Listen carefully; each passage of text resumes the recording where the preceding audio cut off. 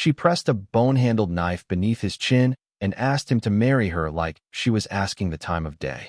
Not sweetly, not softly, like the words had been carved into the canyon wall before either of them was born.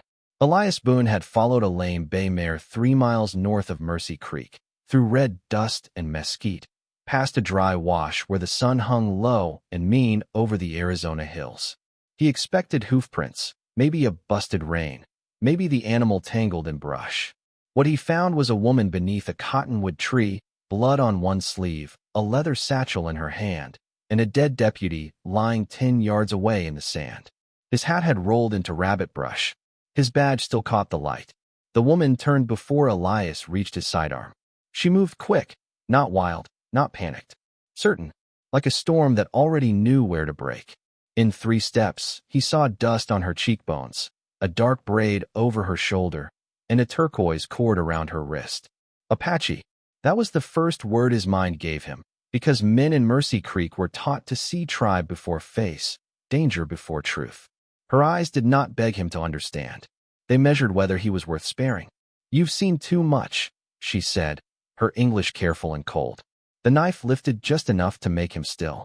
"Now marry me, or we both pay." Elias blinked once. Wind dragged grit along the canyon floor. "Lady," he said low, "I've had strange proposals. None with a dead lawman watching." Her jaw tightened, but she did not look back at the body. That troubled him. A guilty person checks the dead. A frightened person checks the road. She checked the ridgeline. "He was not killed by me," she said. "Then you picked a poor place to stand. And you picked a poor place to look." Elias looked again. No torn ground near her moccasins. No powder smoke on her hands. Beside the body, half buried in dust, lay a rifle casing he knew from his army scouting years. Not Apache work. Not close. His stomach turned, not from fear, but memory. He had seen lies dressed in uniforms before. He had sworn never to stand near such things again. Yet here he was, with the desert holding its breath and an Apache woman telling him marriage was the only road left open. "Marshall Crow will come," she said. "If he finds me alone, I hang for his crime. If he finds you alone, you disappear for seeing it." Elias looked at the dark leather satchel in her hand. "What's in that bag?" Her fingers tightened. Enough truth to start a war. Then hoofbeats sounded from the south. Far off. Maybe a mile. Maybe less.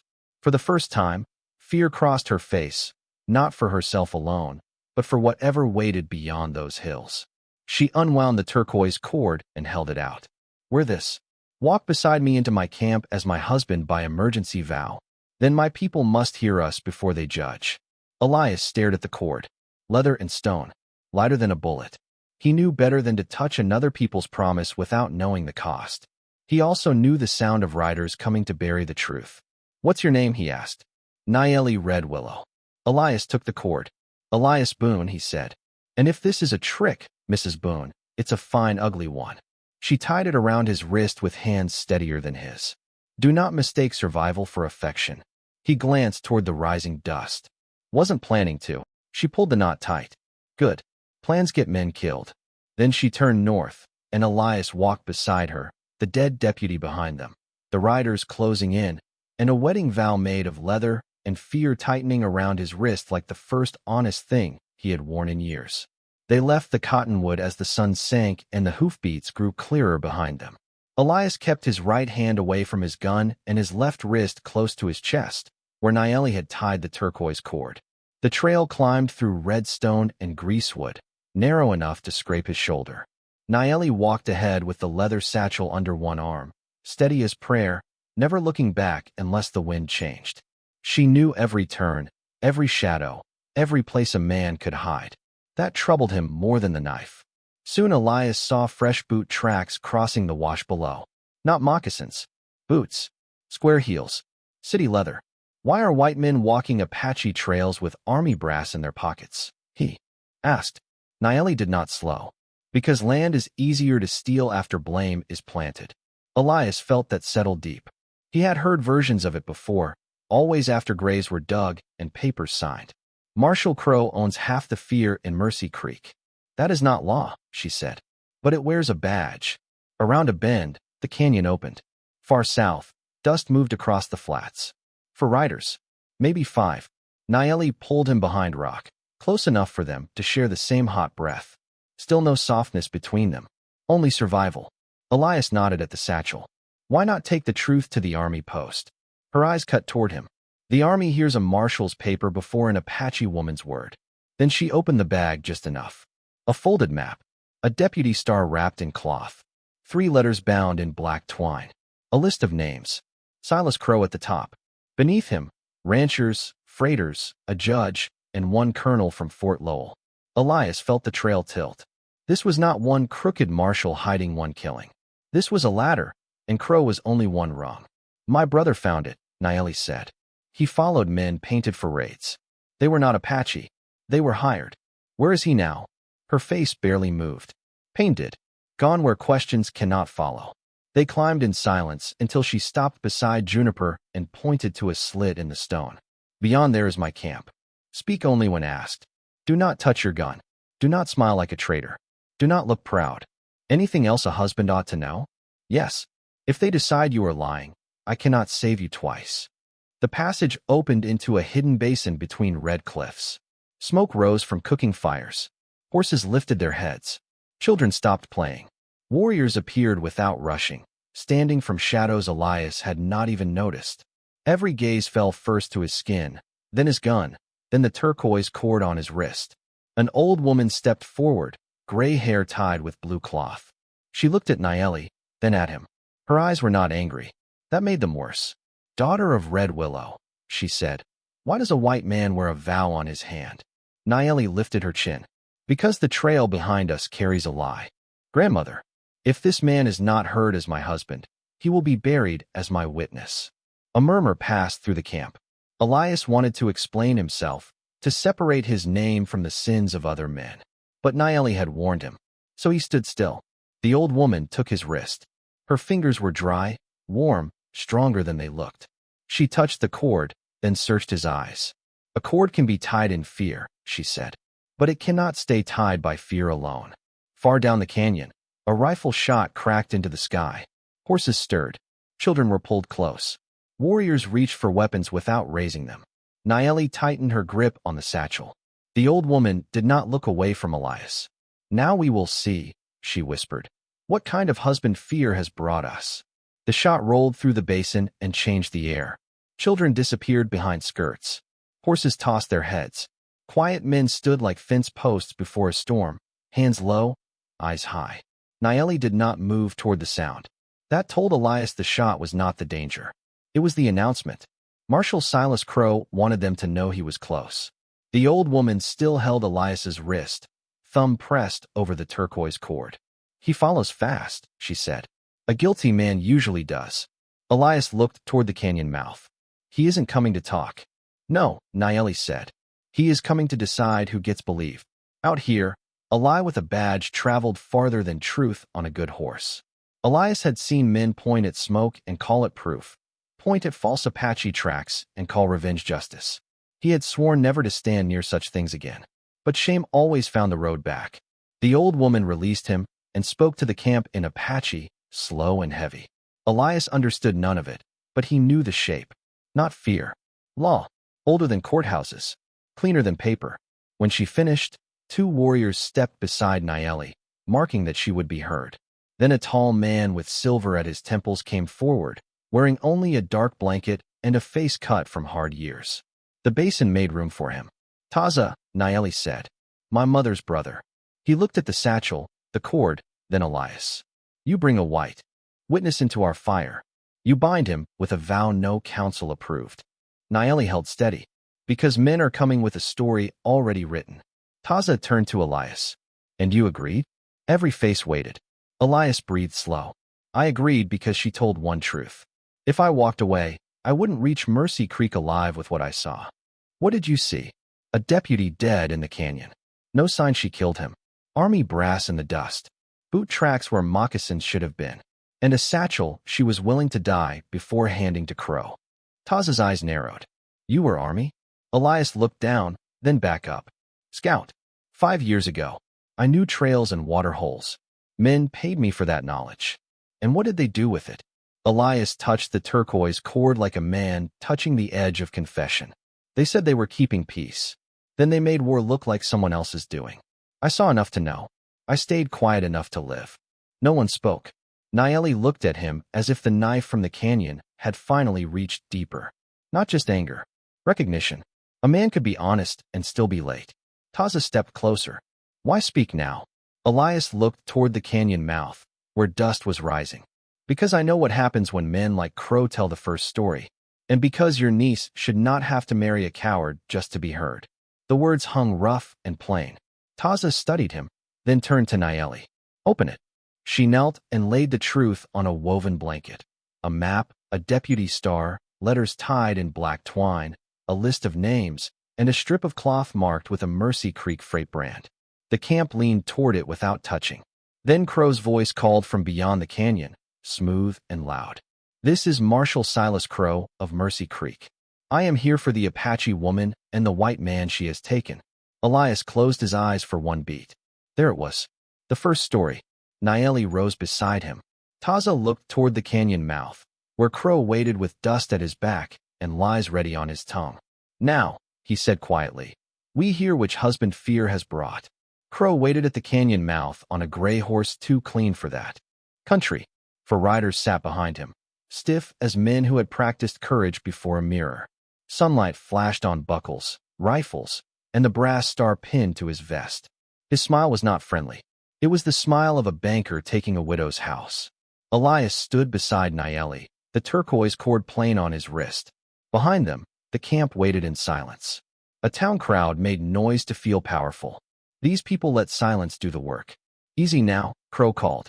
No one needs trouble if the woman and Mr. Boone step forward peaceful. Niyeli did not move.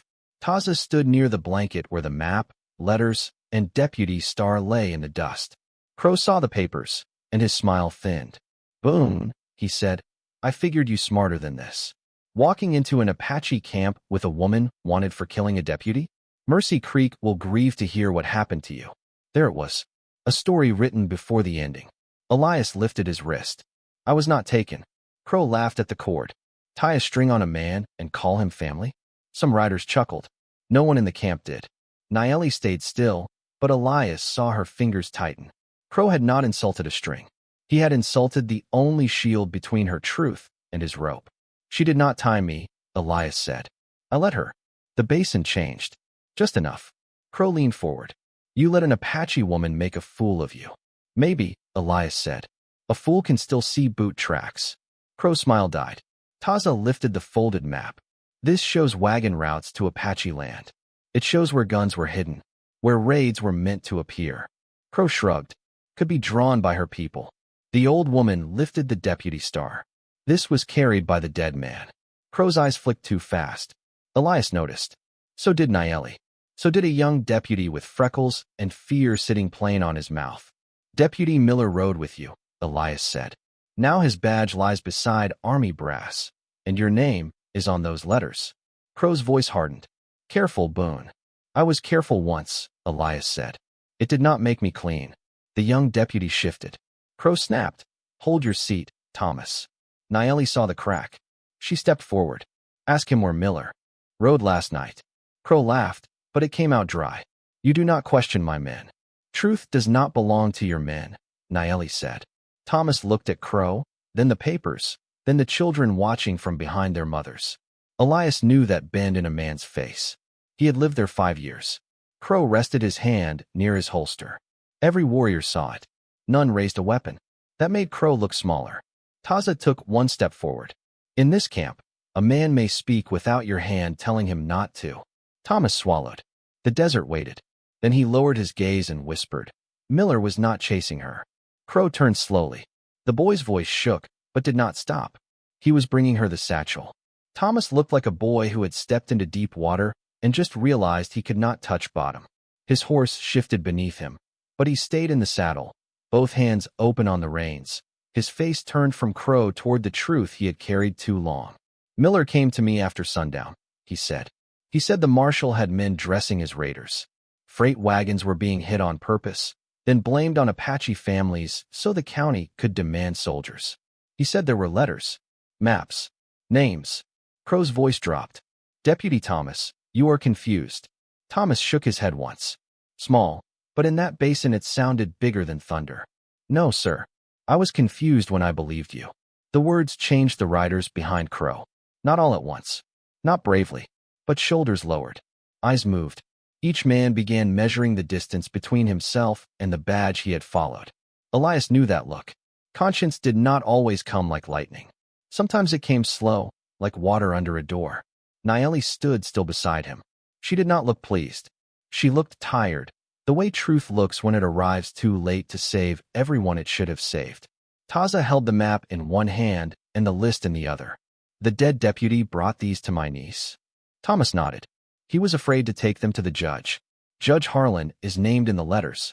Miller thought Red Willow's daughter could carry them to her council before the town blamed another raid on her people. Crow laughed, loud and dry. A frightened boy, a disgraced scout, and an Apache woman with stolen papers. That is your court. The old woman stepped forward with the deputy star in her palm. No, she said. This is not a court. This is a place where your story stopped walking alone. Crow's eyes flashed, but he had fewer men behind him now, though the number had not changed. That was the strange arithmetic of honor. A liar can stand among 5 men and still be alone. Crow turned to Elias. You think they will thank you? You think that cord makes you one of them? When this is over, town folk will call you traitor, and these people will remember you were army first. Elias felt the words land because some part was true. Mercy Creek would not forgive him easily. The Apache camp had no reason to. A turquoise cord did not wash a man clean. Neither did confession. But being clean was not the first duty. Standing where he should stand was. Maybe nobody thanks me, Elias said. Maybe that is not what justice is for. Niyeli turned her head slightly. Not much. Enough. Crow's hand hovered near his gun, more desperate than commanding. Taza raised one palm, and every warrior remained still. No one gave Crow the war he had ridden and hoping to find. That quiet robbed him of the only language he trusted. Thomas slowly dismounted. His boots touched the dust like the ground itself might judge him. He reached into his coat and pulled out a folded paper. Miller gave me one more thing. Told me to hide it if I got scared. His voice nearly broke. I got scared. He crossed the open space and handed it to Taza, who passed it to the old woman. She unfolded it while Niyeli leaned close. It was a receipt for land options along the northern wash, signed under a false company name, witnessed by Silas Crow, with the county seal pressed crooked in red wax. Elias understood then. Not just raids. Not just fear. Land. Water. Silver rumors. Old greed wearing new boots. Niyeli's brother and Deputy Miller had died because they stood in the way of men who wanted the Apache moved before anyone asked why. Crow looked at the paper, and something in him gave way. Not into shame. Men like him rarely fell that direction. He turned his horse as if leaving had become his idea. This council means nothing in Mercy Creek. No Apache blanket trial can touch a United States Marshal. Elias stepped forward. Then we take it where it can. Crow stopped. You will not make the fort by night. We do not need the fort tonight, Niyeli said. We need morning, and witnesses who cannot be bought by supper. Thomas moved to stand near Elias, not quite beside him, but no longer behind Crow. Taza looked toward the darkening sky. At dawn, we ride to Mercy Creek. Not for revenge. For hearing. Crow's face hardened. You bring Apache riders into that town, and fear will do the rest. Niyeli looked at him. Fear has done enough for you. Crow had no answer that did not reveal him further. He turned toward the canyon mouth, his remaining men following slower than they had arrived. When the last dust slipped beyond the rocks, the basin breathed again. The old woman touched Elias's cord. Fear tied this, she said. What keeps it now? Elias looked at Niyeli. She did not help him. She did not have to. Choice, he said. And for the first time since the canyon, Niyeli did not look away.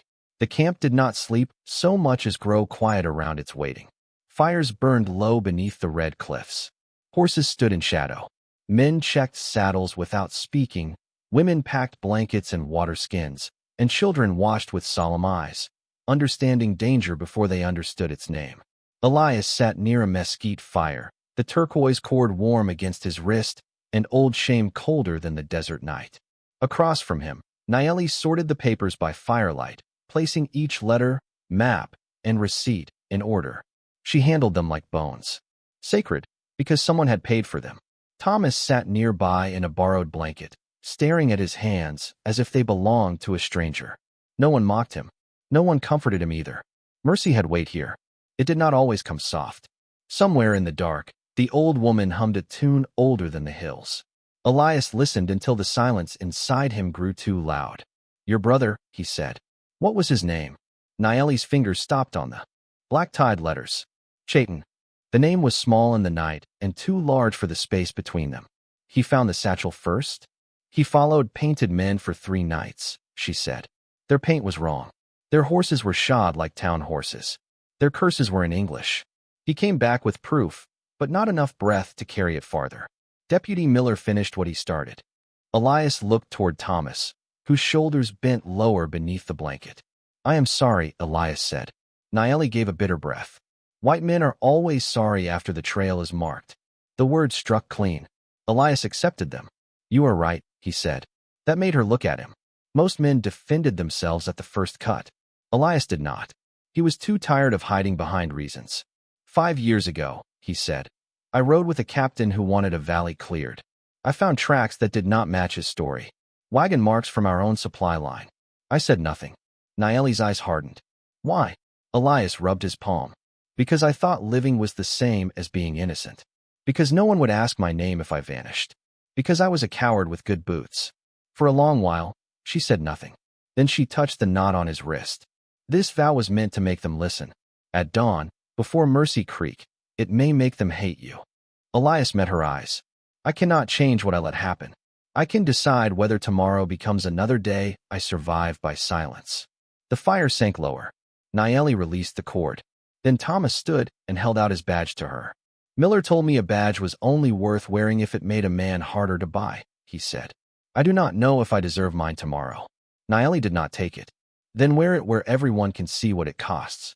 Thomas pinned it back with shaking fingers. Elias felt something shift. Not hope.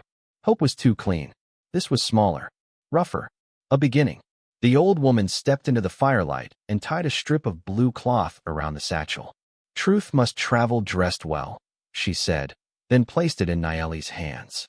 Around the basin, people rose one by one, preparing to meet a town that had already judged them. Niyeli looked. South, where Mercy Creek waited beyond 6 miles of dust and fear. "Crow will reach them first." Elias tightened the knot on his wrist. "Then we bring a better story." Niyeli looked at him for a long second, no knife in her eyes now. Only the hard measure of a woman deciding whether a man might become the truth he spoke. "No," she said, lifting the satchel. "We bring no story. We bring what stories fear." They rode before sunrise, not as a war party, not as a parade, but as something quieter and harder for Mercy Creek to understand. Taza chose 12 riders, enough to witness, not enough to invite panic. The old woman came in a small wagon with 2 mothers carrying water and blankets. Thomas rode near the rear, badge visible, face pale in the gray morning. Elias rode beside Niyeli at the front, the turquoise cord on his wrist and the blue-wrapped satchel across her saddle. The desert was still cool before the sun found its teeth. No one spoke for the first mile. Words would have felt too small. Elias watched Niyeli ride straight back toward Mercy Creek, toward its church, jailhouse, saloon, and all the little windows where fear liked to stand and stare. He wondered what it cost her to ride toward a town that would see her skin before it saw the satchel. By mid-morning, a boy mending fence saw them and ran for town so fast his hat flew off. Taza did not hurry. Niyeli did not slow. "Crow will have them gathered," Elias said. "Good," she answered. Truth should not have to knock twice. They reached the rise above Mercy Creek as the church bell rang, though it was not Sunday. Below, people spilled into the street. Men came from the livery, bank, and freight office. Women stood on porches with children held close. At the center, Marshall Crow stood on the courthouse steps like a man posing for history. He had changed coats, brushed his hat, and put on the cleaner face of law. Beside him stood Judge Harlan, round and red-cheeked, holding a paper he had likely not read honestly in years. Crow raised both hands. "Folks, stay calm. The Apache have come armed into town, and they have brought Boone with them as cover." A murmur rushed through the crowd.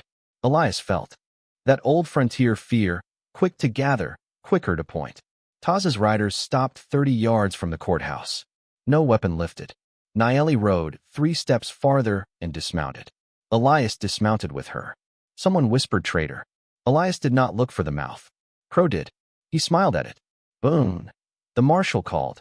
Step away from that woman. Whatever vow she forced on you carries no weight here. Elias looked at the turquoise cord, then at Niyeli. She had not asked him to answer. That made the answer his. He stepped forward, untied the cord slowly, and the crowd leaned in as if watching him come back to them. Crow's smile widened. Even Niyeli went still. Then Elias knelt in the street, not to propose, not to perform, but to make his choice low enough for everyone to see, and tied the cord back around his own wrist. No one forced me, he said. Not this morning. The street fell silent in a way Elias had never heard a white town fall silent. Crow's face tightened. Judge Harlan lowered his paper. Niyeli looked at Elias, and the hard wall in her eyes cracked just enough to show the grief behind it. Not love. Not yet. Trust beginning to risk its name. Crow recovered first. A pretty gesture, he said. But gestures do not answer murder. Niyeli lifted the blue-wrapped satchel and walked toward the courthouse steps. Then let paper answer paper, she said. Judge Harlan's color changed. Thomas rode forward, dismounted, and stood beside her, his badge shaking on his vest. Deputy Miller was bringing her evidence, he said. I saw the letters before he died. I hid one because I was afraid. Crow pointed at him. That boy is confused. Yes, Thomas said. That is why you picked me. The crowd stirred differently now. Not with fear, with recognition. Niyeli placed the satchel on the courthouse steps and unwrapped the blue cloth. The map, letters, land receipt, and list of names lay in the morning sun between 2 worlds. Crow looked at the papers, then at the crowd, and found the first thing he could not command. Doubt.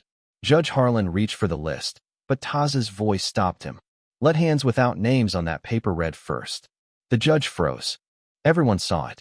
That was the moment Mercy Creek began to understand that the Apache woman had not brought trouble into town. She had brought a mirror. The crowd did not rush toward the papers. That was the first honest thing it did. For a long moment, Mercy Creek only stared at the satchel's contents in the hard morning light, as if ink and wax and folded maps had become more dangerous than rifles. Judge Harlan's hand stayed half raised above the list, frozen near his own name written in careful black ink. Mrs. Bell from the general store stepped down first, flower on one sleeve and a spine that had outlasted 2 husbands in one drought. Let Reverend Cole read it, she said. His name better not be on anything but the church ledger. A few nervous laughs rose, then died when Crow looked her way. Reverend Cole came through the crowd with his Bible under one arm. He did not look at Niyeli when he bent for the papers. Not hatred, maybe. Shame. Sometimes shame looks like politeness when it is too late to be brave. He unfolded the first letter and read aloud. His voice shook, then steadied as the words showed their teeth. Freight wagons were to be marked with false signs. Witnesses chosen ahead of time. Blame laid on Apache raiders before the county requested military protection. Land along the northern wash bought through a false company for prices that would make poor men rich and buried men silent. No one breathed easy after that. The blacksmith stepped closer. Read the names. Judge Harlan found his voice. This is improper. Mrs. Bell looked at him. So is stealing a county. The Reverend read them. Silas Crow. Judge Amos Harlan. Colonel Peter Voss. Clayton Reed. 2 ranchers. 1 banker. Each name landed in the street like a stone down a well. People turned toward storefronts, windows, men who had grown comfortable being respected. Clayton Reed tried to slip behind a wagon, but 2 teamsters blocked him without a word. Crow watched the town shift away from him inch by inch. That was his real fear. Not prison. Not Apache riders. Losing the story while still alive to hear the new one told. You fools, Crow snapped. You think a tribe can walk in here with papers and make law? Niyeli stepped to the courthouse stairs. No, she said. I think law should be ashamed it made us carry them here. The words cut deeper than a sermon. Thomas removed his hat. Others followed. Not all. Prejudice does not leave a town in one morning. It packs slow and argues at the door. But something had loosened. Crow's hand twitched near his holster. Elias did not reach for his gun. Taza did not move. Niyeli stood with empty hands. Because no one gave Crow the panic he needed, his gesture looked small and lonely beneath the courthouse flag. Sheriff Ada Whitcomb stepped from the jail doorway with an unloaded shotgun broken open over her arm. "Silas," she said, "take off the badge." Crow stared at her. "You do not have authority over me." "No," Ada said, "but the town that watched you wear that badge does. And right now it is watching." Crow looked at his riders. None met his eyes. He looked at Judge Harlan, who stared at his own name on the page. Last, he looked at Elias. All this for her. Elias felt the turquoise cord against his wrist. "No," he said, "for what you buried under her name." Crow stood still. Then, with fingers stiff as wire, he unpinned the star and dropped it into Ada's palm. It made a sound too small for all the damage done under it. No one cheered. Cheering would have made it too simple. Mercy Creek stood in the dust with its shame showing and its guns lowered, while the Apache riders remained silent at the edge of the street. Then Mrs. Bell filled a tin cup at the pump and carried it to Niyeli with both hands. Niyeli looked at the cup, then at the woman. The whole town watched a gesture smaller than a bullet and heavier than a verdict. At last, Niyeli accepted it. She drank once and handed it back. Nothing was forgiven. Not yet. But something had been refused. The old lie would not drink from that town alone anymore. By noon, Mercy Creek had stopped pretending the morning was ordinary. The church bell was silent. The saloon doors hung open without music. Men who once spoke loudly now kept their voices low, as if shame had entered the street and asked for quiet. Sheriff Ada locked Crow's badge in a jailhouse drawer. Judge Harlan sat gray-faced on a bench, while Reverend Cole copied names from the letters for a rider bound to Tucson. Thomas signed his statement with a trembling hand. When he looked to Niyeli for punishment, she gave him only this: tell the next truth sooner. Taza and his riders stayed mounted at the edge of town, watchful, because trust does not grow in a street just because one lie has been caught there. Town children stared at Apache children. Apache children stared back. None understood maps or seals, but they understood the grown world had nearly taught them to fear faces before names. Elias stood by the water trough, rubbing dust from hands already clean. Niyeli came to him with the empty satchel. For a while, neither spoke. At last, he touched the turquoise cord on his wrist. "I suppose this belongs back to you." She watched his fingers. "Does it?" The morning had not washed away his army years or the dead names in hers. It had only placed them on the same side of one hard truth. "It was tied for survival," he said. "And then?" she asked. Elias looked down the street. Mrs. Bell swept her porch. Reverend Cole spoke awkwardly with Taza. Learning apology was not repair. Sheriff Ada stood between the jail and the crowd, making sure silence did not become forgetfulness. "Then it became a choice," Elias said. Niyeli stepped closer. "Choice is not a wedding." "No," he said. "It is where an honest one would have to start." She took his wrist and turned the knot beneath her thumb. "Among my people, a vow made in fear may be released when fear has passed." Elias swallowed. "Has it passed?" Niyeli looked toward the jailhouse, then toward the hills where her brother's trail had ended. "No," she said, "but it has changed riders." She untied the cord, placed it in his palm, and closed his fingers around it. "Keep it until you know whether you wear it for me or for the man you are trying to become." That was not forgiveness, not love. It was harder than both. Permission to earn the next morning honestly. Taza called her name. The Apache riders turned north. Niyeli mounted, then paused. "If you come to the northern wash, do not come with pretty words." Elias closed his hand around the turquoise. "What should I bring?" "Water," she said. "Fences need moving. Truth makes thirsty work." Then she rode out with her people, not rescued, not conquered, not softened for anyone's comfort. Mercy Creek watched them leave. Some silence is cowardice. Some silence is respect learning how to stand. Elias waited until the last rider vanished before tying the cord back around his wrist. Not tight, not for show, just enough to feel its weight. In the days that followed, officers came from Tucson. Names were questioned. Deeds were opened. Mercy Creek did not become righteous overnight. No town does. But the water pump stayed open to Apache riders, and Mrs. Bell kept a tin cup where anyone could reach it. 3 mornings later, Elias rode north with 2 canteens, fence wire, and no speech prepared. Niyeli saw him from half a mile away. She did not wave. She did not turn away. Under a sky wide enough to hold every sin and still leave room for tomorrow, that was enough. And folks would later say justice came with no gun, no gallows, No cheering crowd. It arrived on dusty boots, carried by an Apache woman who refused to bow, a young deputy who finally spoke, and a white cowboy who learned silence can cost more